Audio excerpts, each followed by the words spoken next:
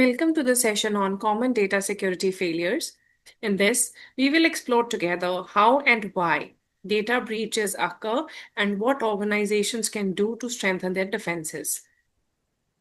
Being from the cybersecurity field, I'd like to inform that today's discussion is important for a data protection officer as understanding common data security failures is crucial to effectively safeguard personal data and ensure regulatory compliance. Data failures and breaches often result from predictable weaknesses such as inadequate access controls, poor encryption practices, misconfigured systems, or human error like falling victim to phishing attacks. By recognizing these recurring failure points, DPO can proactively advise on appropriate technical and organizational measures in line with legal obligations under frameworks such as GDPR. This knowledge enables a DPO to carry out informed risk assessments and data protection impact assessments as well, thus identifying vulnerabilities before they lead to incidents. Moreover, an insight into typical security shortcomings allows the DPO to design targeted internal policies, staff training, and awareness programs that directly address weak areas. In the event of an incident, an understanding of how breaches commonly unfold aids in swift detection, response, and mitigation, thereby limiting legal liabilities, reputational harm, and financial penalties. Ultimately, it is the DPO who is aware of common data security failures and is better equipped to foster a culture of accountability, ensure continuous improvement in privacy practices, and maintain stakeholder trust by preventing avoidable compromises of personal data. One of the most pressing concerns is the rise of personal data breaches. These incidents involve unauthorized access, disclosure, alteration, or loss of information about identifiable individuals.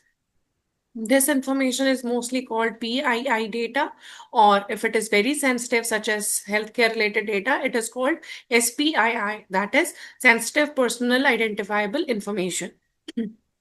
Whether caused by cyber attacks, human negligence, or system failures, such breaches can lead to legal penalties, reputational harm, and loss of public trust. Students and employees of such organizations must recognize that data protection is not merely technical, but is also ethical and legal. Let us now examine the anatomy of a data breach. Most successful breaches follow a predictable pattern. First is reconnaissance, where attackers gather intelligence about the target. Next comes initial compromise, often done through phishing emails, malwares, or exploiting vulnerabilities, which could be a zero-day vulnerability as well. This is followed by privilege escalation to gain deeper access, lateral movement across systems, data exfiltration to steal sensitive information, and finally, covering of tracks to avoid detection.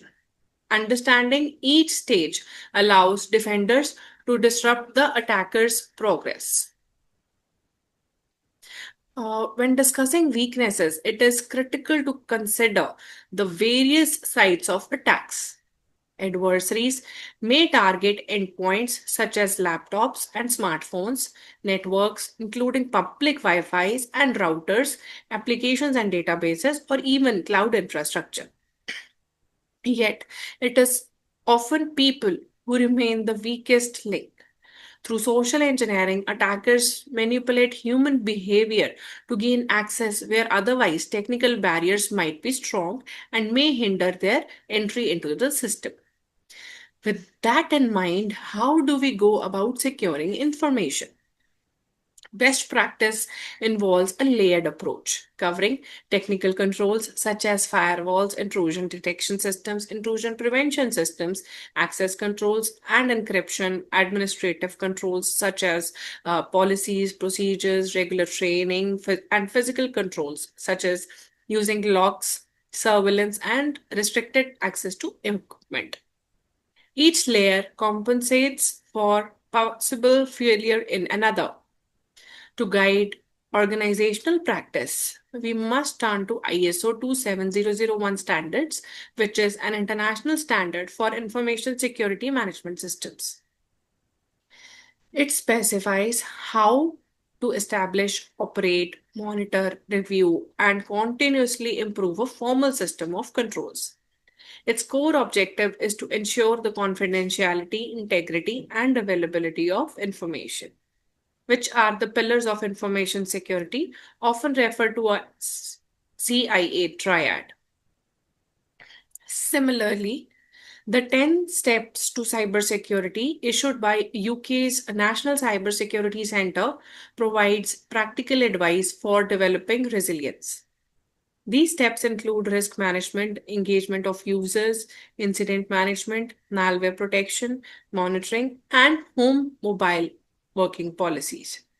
They are widely adopted as a baseline for organizational cybersecurity posture. Organizations may also gain certification under Cyber Essentials, another UK standard focusing on basic cyber hygiene, particularly across five controls: secure configuration, use of firewalls, access management, malware protection, and timely patching of the software. Though simple, these measures prevent a significant percentage of routine cyber attacks.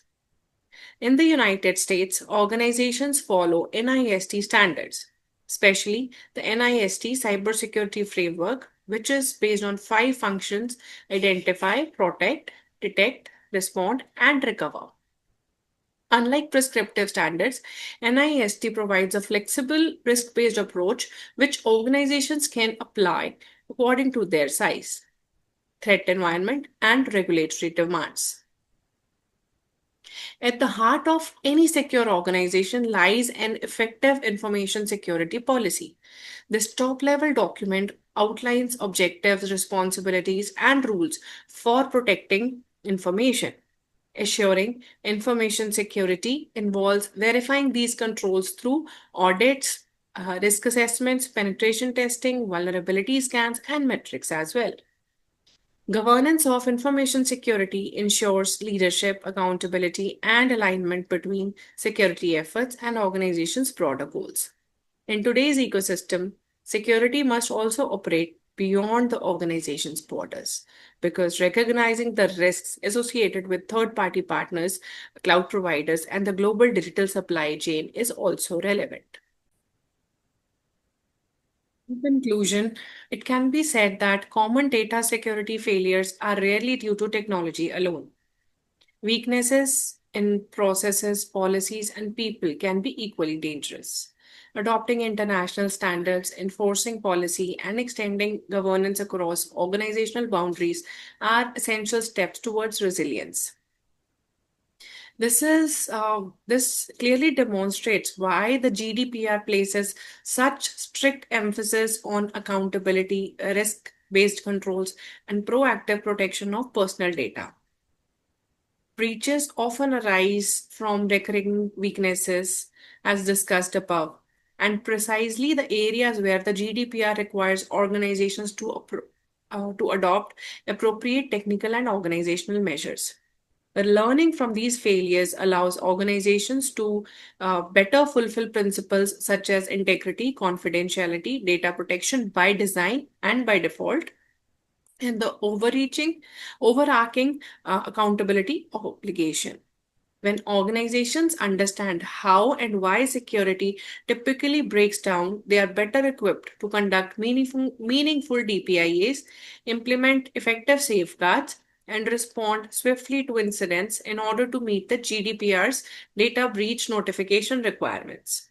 Ultimately, by studying common data security failures and addressing them systematically, organizations not only avoid regulatory penalties but also uphold the GDPR's true purpose, that is, to reinforce trust and protect individuals' fundamental rights and freedoms in an increasingly data driven world. So, I'd like to close this session by letting you know that staying aware and staying vigilant is important to continue your journey in the field of information security and as a data protection officer as well. Thank you for your time.